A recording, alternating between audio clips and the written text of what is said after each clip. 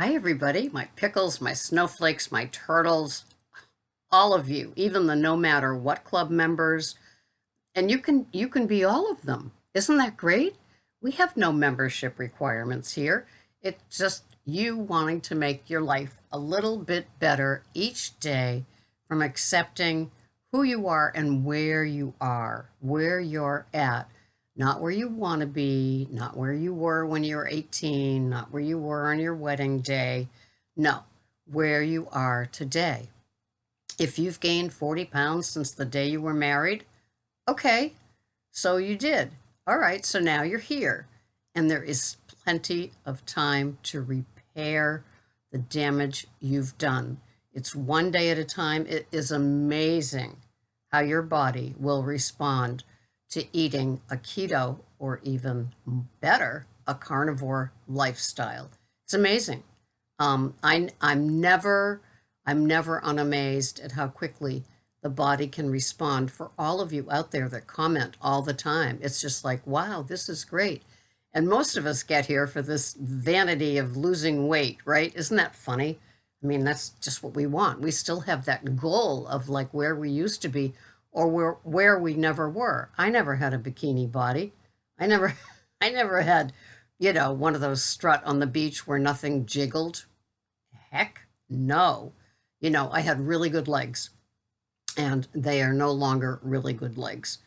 Something happened, um, probably a little after 50, where the tone and the shape just all went away. But I was real lucky for a lot of years through the mini skirt age, but I've always had the big pot. I've always had the dangling arm flaps. Life didn't hand out the card that you see on some people. And it's so funny when I pick up these groups of women from other countries, young ladies from other countries, to take them places, and they're skinny. They haven't had the standard American diet, put on the weight. They're tiny, and I assume that the grains that they have, they haven't become sugarized in their country, and the grains that they have been tampered with, like ours started to be in the 50s. And, if you've got those extra 40 pounds, it probably isn't your fault. It's the food industry and what has happened to us. We've become this chemicalized version of how foods used to be, where you have a chemical that tastes like something that when you used to have it real and fresh, it was like, oh, this is amazing. But yeah, now it's, invented in the lab to taste like how it was then. So yeah. Okay, so it's not your fault. That doesn't mean you're a victim, does it? No. It means that, okay, all right, so now I've got some things. You can put aside the negative parts like the self loathing, the self disgust, that hatred, that looking in the mirror, that just like, how did this all happen? The discouraging feelings of like, why even bother? Well, you do want to bother, if for nothing else, for your health, because I bet that nobody that has a shoebox of meds really would want them if they could have made a difference a number of years ago. And so there's still time. Don't worry. Even if in your even if you're in your 60s or 70s, like I am, almost 69, then there's still a chance. You still see it if you read other people's comments about how they begin keto or go to carnivore and how things happen to their body, in their body, with their brains, that like they never thought that they could recapture clarity. What a great gift. Did you know that you were going to get this wonderful gift of clarity when you began keto 6 years ago trying to lose weight? No, we have no idea what we're getting into. And so it's just great to do it a day at a time. Most of us that are doing carnivore or carnivish hadn't planned on doing that. It's just suddenly, our bodies really let us know with it might have even been a casual elimination of things, not just the sugars and the grains, but more things, the diet sodas, maybe the fruits, maybe the abundance of vegetables, a la how Weight Watchers was. You can have all the fruits and vegetables you want. You sure can. And I don't even know what my digestion was doing. That was probably 6 or 7 years ago when I was having all those fruits and all those veggies. And even when I was beginning to do keto, having my big A salad every single day. You saw my bowls, they were huge. I love them. I don't think I was having the digestive distress that I suddenly got, but now my body is sensitized to it. And so that's just how it works. And why is my timer going off on the top of my stove? Oh my. Anyway, it is it is what it is with that.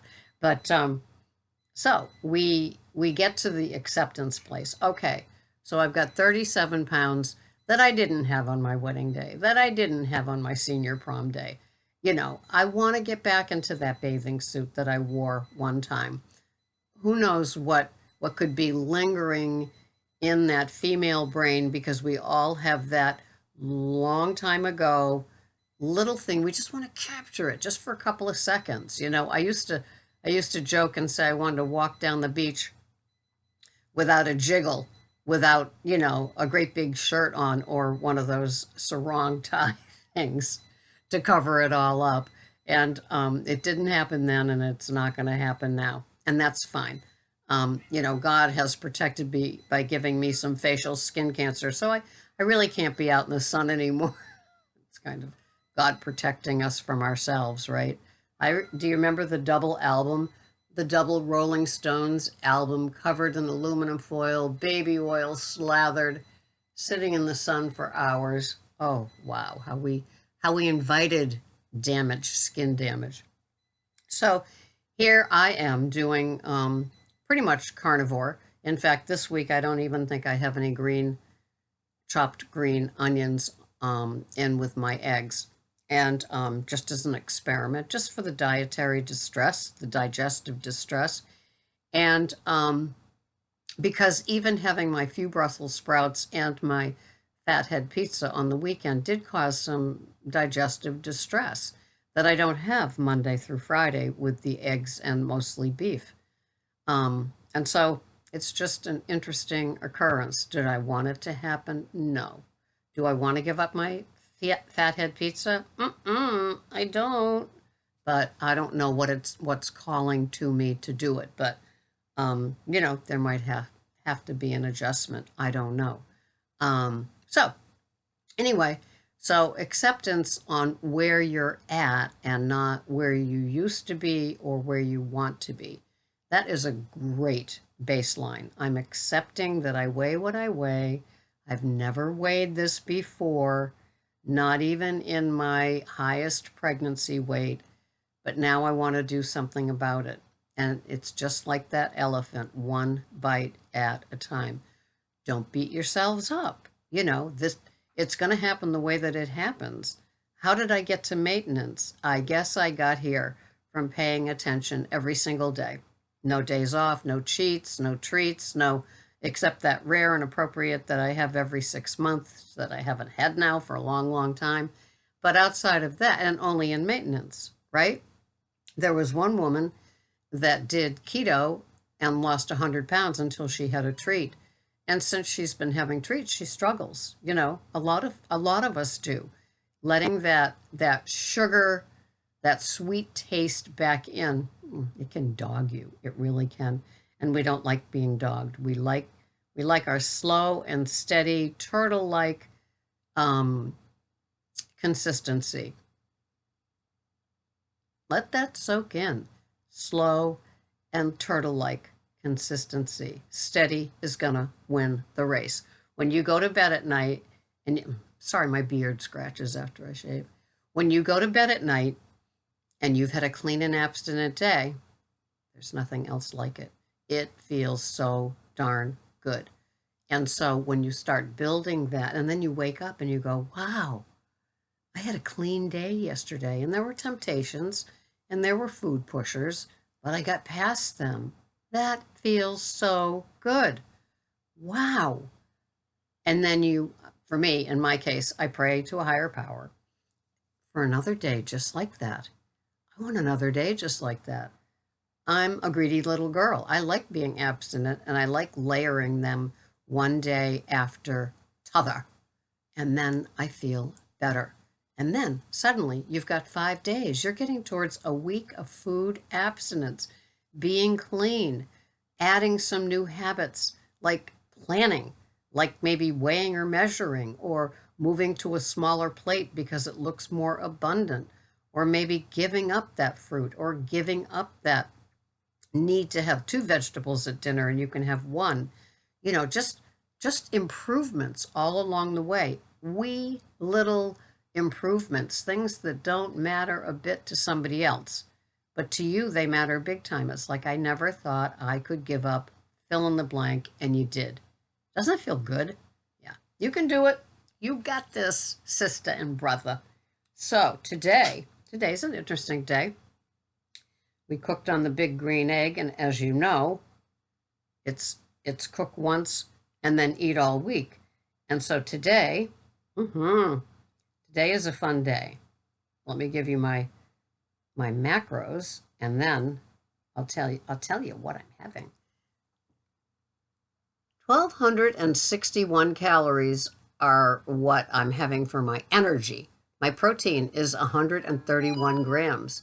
My carbs are one total, one. And that's probably because of the fresh lemon juice I have with my electrolytes. And my fats are 83 grams. And in all of those macros, what I'm having today, I have OMAD, have it between 2 and 3 in the afternoon. I do work on overnight tonight.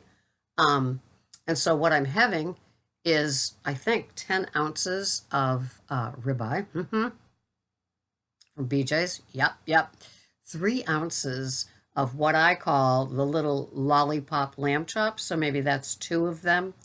And Greg can have the rest of the rack.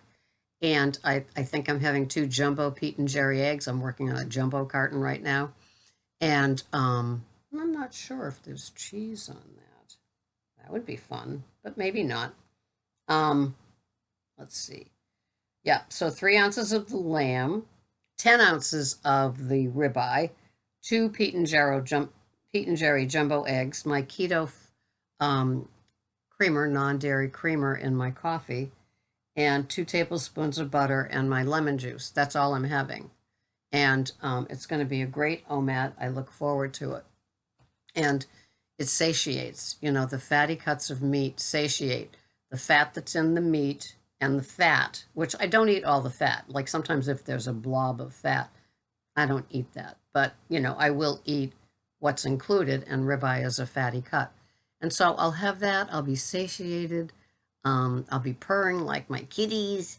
The eggs help too. It's kind of like they fill in around, and I find they're delicious. Oh, that's right. I decided on 2 fried jumbo eggs with that. So that's what I'm having today. And I'm happy. And yes, as you can see, it's in the chronometer tracked. And I use that as much to tell me what meat I'm having for my OMAD as I do for what my macros are. I usually am between, 1150 and 1,300 calories. It just kind of works for me. And I like my close to a pound of meat with my eggs every day. It just works. It doesn't have to work for you. Finding what works for you is what works for you, right? That's the good part. So thank you so much for watching. I'm so glad you're here. I couldn't do this without you. And we're just going to go about our day being happy, content, satiated, not jonesing for other things, not looking at other people's plates, not letting the food pushers get to us, not letting the visuals of going to a picnic or a barbecue or watching TV ads get to us. We're bigger than that, and we can get through all of that. And anybody that's going through it, which is what, everybody?